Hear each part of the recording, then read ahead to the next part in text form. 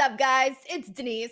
I don't know why I did that. Okay, that was weird. Whatever. So, I am doing a brand new thing here on my channel, and let me know what you guys think of it. I'm going to start ranking pay per view matches from my least favorite to my most favorite, which is going to be kind of complicated, especially if a lot of the matches are good. But tell me what you guys think, and if you guys like it, then I'll do more. Let's get started. BTW, this only includes the main card. At number 4, I'm going with the tag team match for the undisputed WWE tag team titles with the Judgment Day defending against the New Catch Republic, the team of Pete Dunne and Tyler Bate. And let me tell you guys, like, for the most part, this was a pretty predictable pay per view where, like, I think we knew who all the winners were going to be. So we weren't expecting any real title changes or anything like that. However, that did mean that because the show seemed so predictable, that the matches had to really deliver. Now, with this particular matchup, I really like how Pete Dunne and Tyler Bate work together as a tag team. Now, if you've seen these two guys work before, you already knew that, so that really wasn't too surprising. However, now that we're getting to see them on SmackDown as a full fledged team, it is pretty exciting to see what they're going to do. To me, they're like a real wrestling tag team, and I'm excited about that because I think they bring something different and new to the table. However, given that we're so close to WrestleMania, I think we all knew that we were going to be seeing Damian Priest and Finn Balor retain because they're going to go on to WrestleMania. Number 3, for my third pick, I am going with Rhea Ripley defending her Women's World Championship against Nia Jax. This is totally Rhea Ripley's night, by the way. We all already know that. The fact that this pay-per-view was branded entirely around Rhea Ripley, she's the one on the posters, she's the one main eventing, and in her home country, to me, that makes it really freaking special, especially given the fact that she's a woman and we're getting to see this big star get all of this attention. So it's been pretty cool to see what they've been doing with Rhea Ripley to keep elevating her as the star that she is. With that being said, I love seeing Rhea Ripley come out and just be loved by all of the people there. It was very cool to see that.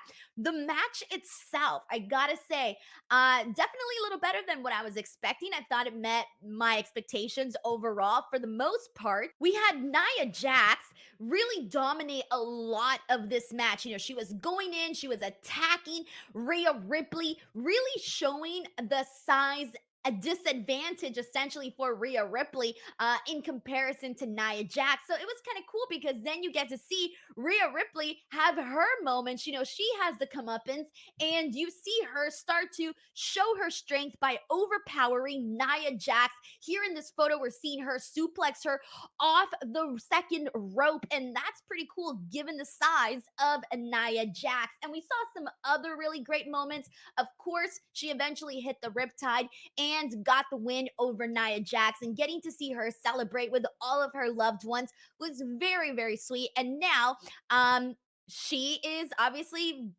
continuing, and she's going to WrestleMania 40. Again, I don't think any of us were questioning that as a possibility, but Rhea Ripley having this moment, it was just really freaking cool to see that. Number 2, the men's elimination chamber. Now, this was a very fun, hard-hitting match, definitely delivered. All of the guys went out there, hit them spots. It was very entertaining. One of my favorite people in the match was Kevin Owens. I really loved this moment where we see LA Knight smashing the head of Drew McIntyre, and Kevin Owens is on the other side of the pod, literally just banging his fist right into Drew McIntyre. So Drew McIntyre is like literally getting sandwiched here. I also loved seeing Kevin Owens and Logan Paul fighting inside the pod. I thought that was like an extra cool touch. Like, my favorite thing when it comes to elimination chambers is actually really seeing them utilize the chamber structure itself.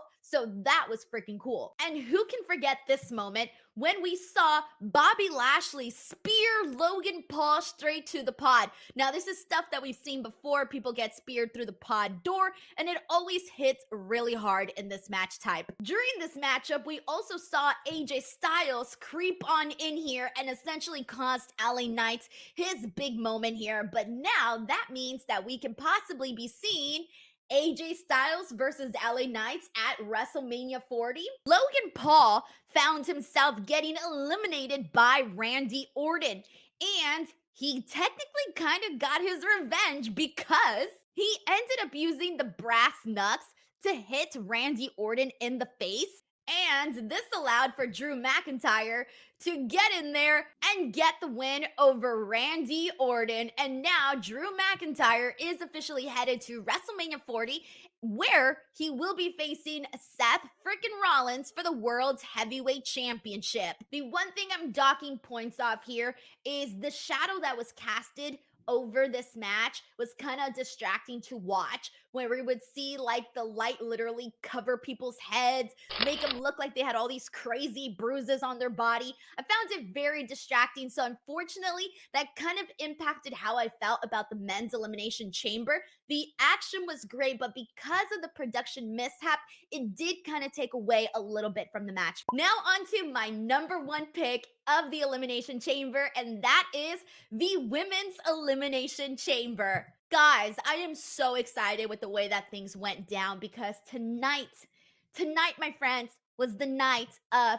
Tiffany Stratton. She literally proved that she has the entire freaking package here tonight. And if you don't believe me, I put out a tweet basically asking people who they thought the MVP of the women's elimination chamber was, and the amount of comments that I got basically all saying Tiffany Stratton is kind of crazy, but super well deserved. She went in there and she was the highlight of this match, had so many great moments, including this one here, where she did a senton off of the freaking top of the pod right into the women down below. There was also another really cool moment where her and Naomi did like this cartwheel spot on the chamber. I thought that was really awesome too. But there was a lot here that I really enjoyed. Of course, Tiffany Stratton was basically the one that came out looking the sharpest, but that does not mean we didn't have other amazing moments. And let's go ahead and talk about the competitors in this matchup. Naomi, we'll start there. Naomi ended up starting this matchup with Becky Lynch, and to me, this kind of felt really sort of poetic, and I'll tell you why. I've interviewed Naomi a couple of times. I interviewed her when she left WWE, when she was in TNA Wrestling, and then during her time in TNA Wrestling, I interviewed her again, and now she's with WWE. During that time, she had told me that she was kind of, used to sort of working certain matches that were only a couple of minutes in WWE. And one of her fears when she went to TNA Wrestling was that she would have to work longer matches. So I thought it was freaking awesome seeing her be the one to start off this match with Becky Lynch because she went a good amount of time. And I don't know, I thought that was really, really cool to see for Naomi. And I also thought that Tiffany Stratton eliminating Naomi was a real cool moment for Tiffany Stratton to get an elimination like that. Bianca Belair. Bianca Belair literally does like no wrong in my eyes. Many people have heard me say this, but she is my current favorite female wrestler right now because I think the work that she has done and the way that she presents herself, I just think she is a star, capital S, capital T, capital AR, star. And so to me, Bianca Belair, she also went in there and just had some phenomenal freaking moments in this matchup here. I love seeing her go at it with Tiffany Stratton. I love her hitting a DDT to the chamber floor on Raquel Rodriguez. At one point, she hits a 450, but Becky Lynch gets her knees up. I mean, there was a lot of really cool moments here that I enjoyed from Bianca, and I really expected absolutely no less. And I thought it was crazy when she got eliminated by Liv Morgan. Talk about a big elimination. And speaking of Liv Morgan, she also had a phenomenal showing in the Elimination Chamber. I thought she came in red hot. This was her fifth time in the chamber. She got a great reaction. The people were really excited to see her. But a big moment was when she eliminated Tiffany Stratton. And let me tell you, the second that she eliminated Tiffany, you just heard BS chants throughout the entire crowd in Perth, Australia, because people did not want to see Tiffany Stratton get eliminated. And I don't blame them because she really added so much to the matchup, like so freaking much. So having her get eliminated, like we knew she wasn't gonna win because we knew this was all Becky's moment. But regardless, when she got eliminated, we were like, damn, our favorite's out. Damn. Raquel Rodriguez, she also looked great. I was very happy to see her win the Battle Royal to earn the last spot in the Elimination Chamber. It's always very cool to see her because she shows such great strength. And then, of course, we need to talk about the winner, Becky Lynch. Everyone knew we were getting this matchup between Becky Lynch and Rhea Ripley following their confrontation at the WrestleMania 40 kickoff. I thought this was cool because when you think about the long accomplishments that Becky Lynch has, it's kind of crazy. Becky Lynch has literally won so many championships: the Raw Women's Championship, SmackDown Women's Championship, Tag Team titles, NXT Women's Championship. She's a former Royal Rumble winner. You see it here on the screen. On top of that, she was part of the first ever women's WrestleMania main event with herself, Ronda Rousey, and Charlotte Flair. And now you add Elimination Chamber winner on top of that. And I'm pretty sure there's more things she's done that I haven't even mentioned in this video, but she has done so much. She is just building and building and building to the point where you're like, what else is next for Becky Lynch? Well, WrestleMania 40 is next for Becky Lynch. So I definitely can't wait to see her wrestle Rhea Ripley. That is a match that I have been wanting to see for a very long time. Well, there you guys have it. The Elimination Chamber main card matches ranked. If you guys would like to see more videos like this, please let me know in the comment section below, or you can tweet me. And as always, please do not forget to subscribe to the channel. Until next time, I'm Denise Salcedo. Bye, everyone.